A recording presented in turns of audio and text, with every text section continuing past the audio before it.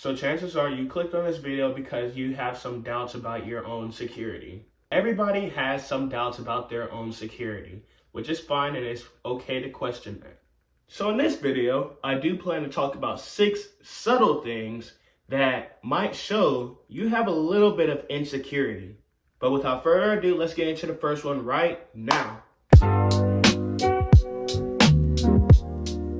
I am really guilty of this one myself. I typically have a hard time shortening my words, explaining, and getting to the point quickly.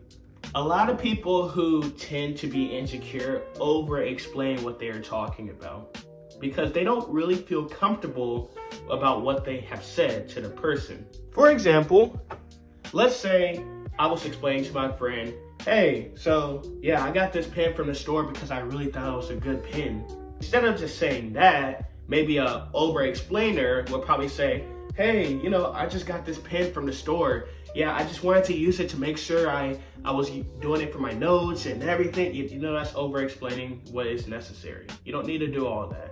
Another example, let's say you're talking about your keys. Let's say, hey, I'm about to go to the store real quick. And then instead of just saying, hey, I'm about to go to the store real quick, you just say, hey, I'm about to go to the store real quick. Oh, I just need to go get a couple things, bring some stuff to the house and things. Over-explaining. Last example, people who typically over-explain are people who are sometimes in trouble too. If someone's like getting on to you or something like that, a natural response for an insecure person, explaining their actions and why they did it. Let's say, hey, I told you to be in your room at 10 o'clock. And you're over here saying like, oh, I'm sorry, I was just trying to get this and that, I just wanted to make sure I go there. Like, just say, okay, I'll go back in my room. That's what a secure person would say. I have this big habit. That's why I noted it to you guys, because I typically tend to over-explain everything that I'm trying to say. And I don't know if you can tell, but it does have an impact on your confidence and your speech and how you're trying to portray your words. My advice, shorten your words. Do not over-explain. Try to be more wary about what you're saying. It'll make a big difference in how you come across. So for the people who, don't know what they're trying to say and everything, they'll try to be a little quiet or maybe just don't say, stuff like that. Talking in a lower tone or a smaller voice typically just shows submission in a way. It's almost like you don't feel like you have the ability to speak at a regular tone or maybe a higher tone to the person. It's a really, really natural instinct to do that because a lot of people tend to just be really quiet whenever they are under stressful situations like that, or a situation that they're not really comfortable in, which is a very big tell to show insecurity. A lot of people at school typically do this a lot. Somebody raises their hand or maybe somebody gets called on. They'll try to answer the question or ask a question in the smallest of voice so not everybody can hear them, because they feel like if everybody can hear them, then they'll have to face scrutiny or something of any sort. They're not confident about what they're saying or not confident in their answer. Regardless of what it is, it shows insecurity. Speak with a loud or a regular voice. Show you have confidence in what you're saying. Once you speak from the heart, that voice will portray to other people. If I talk to you right now, like this, you can tell for the most part that I am secure about what I'm saying to you. If I talk like this, it kind of throws it off a little bit, It kind of makes it seem like I'm not really there, all the way there with what I'm trying to say. Your tone can also describe your confidence. So saying I don't know is typically not a bad thing to do. If you don't know, you just don't know. But there becomes a limit to how many times you say it. For example, if you always say, oh, I don't know how to do this, I don't know how to do that, I don't know what I'm even saying to you guys, that typically shows a little bit of lack in confidence and a lack in security in what you are trying to say or what your mind space is portraying. You actually know, but you just don't want to say it, so you just say, I don't know. Or regardless of whatever it is, it just comes off as I don't know because you're not confident in your final response. A lot of people do this when it comes to subjects. Let's say math, for example. Let's say you did a problem and you kind of know the answer, but you don't know fully.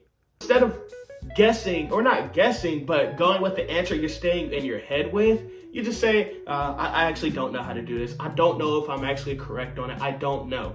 That lowers your confidence in your answer. Don't let that do that to you. If you feel like you know, go ahead and say it.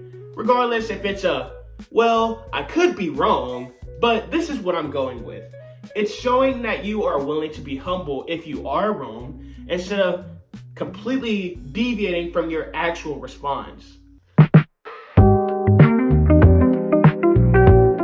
This one is a big one. Not having eye contact with anybody just shows that you just don't know how to direct yourself to the crowd. So with that 5 seconds that I was pretty much just not looking at you guys, how did y'all feel? Did you feel like I was actually engaged? Did you feel like I actually knew what I was saying? Did you feel like I was at least a little bit confident in how I was saying things? Notice how when I doze off and look over here, maybe look over there, or don't look at anywhere but other than y'all, it shows that you aren't fully there and you aren't fully engaged with the crowd. Now, what would you want to be?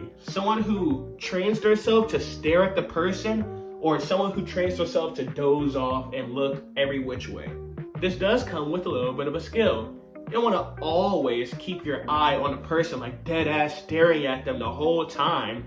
That just looks really creepy and makes you look like a little bit of a serial killer in a way, I'm not gonna lie. You really just gotta read the room and feel how the mood is. Sometimes it's okay to stare and sometimes it's just not. It really just comes with moderation with the person. So if you don't know how to do it, learn how to do it. But if you do, you do. Being pessimistic is like almost the biggest killer to everybody's success. When a person doesn't ever see the positive in anything, they just look at it as everything's failing. They look at being a negative Nancy, they don't see nothing right, and it just looks like they're a little bit depressed. A lot of people who are optimistic typically thrive off of success. People who are pessimistic typically thrive off of failure. So if you are somebody who is maybe in the middle, try to lean more optimistic than pessimistic. You don't want to always look at life as a fail. Sometimes being a little bit of pessimistic can work in your favor. But most of the time, being optimistic makes you looked at as somebody who is willing to persevere. Your definition of how overly emotional is can differ from person to person. It is fine to be emotional, but being overly emotional can make you seem a little insecure. Let's say two people are arguing, right? I am the person who's arguing with you, the person. If you're arguing with me about something serious or something like that, whatever the case might be, and I am just completely calm, I'm trying to keep my voice, talk to you like this. I don't change my tone or anything like that. I don't scream at you, which I'm not gonna scream because that will burn your ears. But I won't talk to you like this. My voice is pretty even. But you, let's say you are the one who is like, I will tear this place down and I will. If a third person was looking at this, who would the person would seem most confident? The person who is staying calm or the person who is overreacting? In debates, usually, the person who is most calm seems the most confident. The person who is overly emotional seems to be very insecure. If you are overly emotional, regardless of what it is, it shows that you just can't control yourself.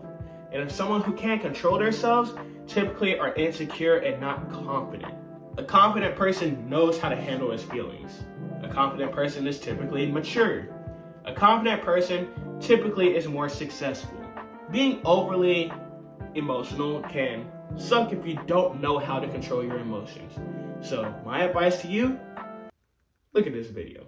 And if you don't go to the video, at least subscribe and like, because I appreciate y'all and I know y'all appreciate me. So let's appreciate each other real quick. But anyways, I'm just messing around with y'all. Let's get to the bloopers, and I appreciate y'all, I love y'all, and I had a great time making this video, and I have more topics coming to my head. So see y'all later, and bye-bye.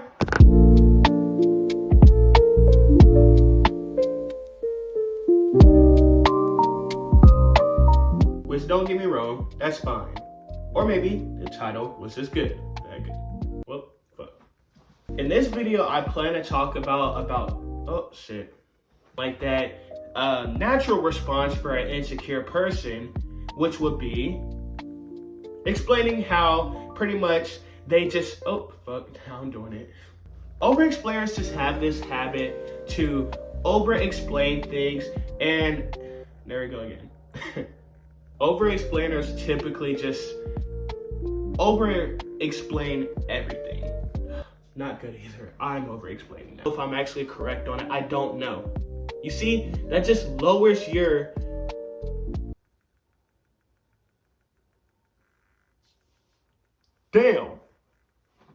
shows that you are confident in what you are listening to, or regardless of whatever it is, to be honest.